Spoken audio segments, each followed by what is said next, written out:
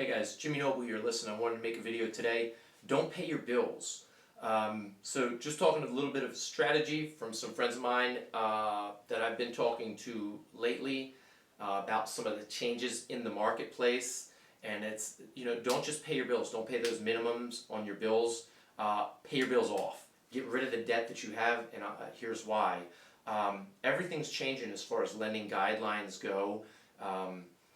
As far as debt to income ratios, the credit score that you have, the amount of money that you have to be able to put down to get the same loan that you could have gotten with, a lower FICO score, not as good debt to income ratios, and less money down just 2 months ago. Things have changed, and they've changed that fast. HELOCs are freezing up. So what I wanted to tell you is the same thing that that some of my friends, and when I say some of my friends, I'm talking about people who own banks. I'm talking about people in 40 or more homes that they have everything from rentals to Airbnbs, to housing voucher programs, you name it, to lawyers, to people who own different companies. And this is what people are doing to get ready and get ahead of what's coming. At the end of the day, get your debts paid off to help your debt to income. And make no mistake, if somebody's out of work or money's tight, I'm not speaking to you on this. If you're out of work, make the minimum payments, preserve what you can, work it out with your lenders, work it out with your credit card companies, see if you can put a forbearance where you can go a certain amount of time without having to make payments and without getting penalized and have your rates jacked up on you and whatnot. So always talk to people first before you stop making payments. So that's kind of my disclaimer there. But I'm saying for people who are, you have stable employment. We've got, Baltimore, D.C., Frederick, Annapolis. Let me see from a mirror. Did I do that right? I don't know if I did that right from perspective from a mirror. But guys, we've got some serious work hubs in this whole area that fuel jobs and keep this area of the East Coast, and I'll even say the country, pretty darn stable compared to a lot of other places. But that doesn't mean that when crazy stuff happens, like 2007, 8, 9 occur, when that type of thing happens, it doesn't mean things don't affect us, because they absolutely do. I remember putting market reports together for people selling a house in 2009, 10, and 11, where 35% of the neighborhood was short sales or foreclosures. And you might be thinking, well, that wasn't my neighborhood. I live in a great neighborhood.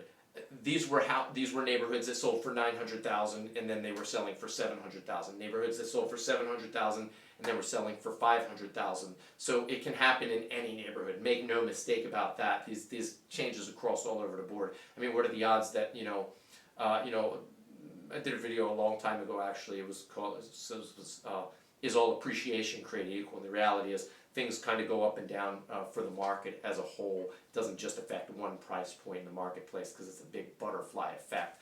But for the deals that are going to be coming up as the inventory increases because lending guidelines are tightening, set yourself up in a position, stack your cash, get your debt paid off, and increase your FICO score by making sure, I'm not even going to tell you to do what they tell you to increase your credit score by like paying things down below 25%. Just pay that stuff off. Get rid of that monthly payment. Let it help your debt to income ratio. Because your FICO score, if you're at that point, your FICO score is going to be where you need it to be anyway, and there's not going to be much of a difference if you have a 730, 750, or 775 credit score. Mind you, in these changing times, at the current time, that stuff could all change in the future. But long story short, don't just pay your monthly bills, pay them off. Stack your cash, get rid of the debt, and get ready, because there's going to be some real good deals that are going to be coming down the pipe. This forbearance doesn't get rid of foreclosures. It delays them. So that gives us a little bit of time to set yourself up. I was a young guy back in the last market crash. I was coming up into the business. I was growing my business. I wasn't set up to truly just grow with exponential growth. At the current time, in the current market, in my place in life, I am set up to do that. So I'm giving you the same advice that I sit there and talk with my friends who are setting themselves up so they can take advantage of the upcoming market that we feel we're going to be seeing. Now, make no mistake, I don't have a crystal ball.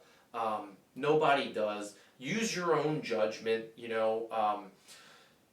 Do you think things are going to be better or worse, in 6 months? Ask yourself that question. And then when you come up with your own answer, ask yourself why. Try, some of my best friends in this business, when one of us has an idea, the other guys will sit around and they'll try and poke holes in your plan, in your theory, in your strategy, and you'll have to argue. So even if they agree with you, they're going to poke holes in it to try and make sure you've thought of every possible avenue that there is. And at the end of the day, you don't want somebody who's just going to shake their head and say, "Oh, that's a great plan," and then you never think of all the downsides or what potential pitfalls it might have. So this upcoming time that we're going to see is something that I can't predict, but based on previous markets, previous experiences, and seeing what occurs in the current market as far as pricing, people's equity positions, employment numbers, I think there's going to be some serious deals coming down the pipe once all the forbearance passes by, and it'll be a great time to make some money. I saw a lot of people do it the first time that it happened. I was a little bit too young and a little bit too new in the business and didn't have my game face on like I do now. And I'm going to make sure that I take advantage of the growth that you have the ability to take advantage of in times when the market is down. Anyway, thanks so much for watching. Give me a call if you got any questions. I'm always around. That's what I do. Have a good day.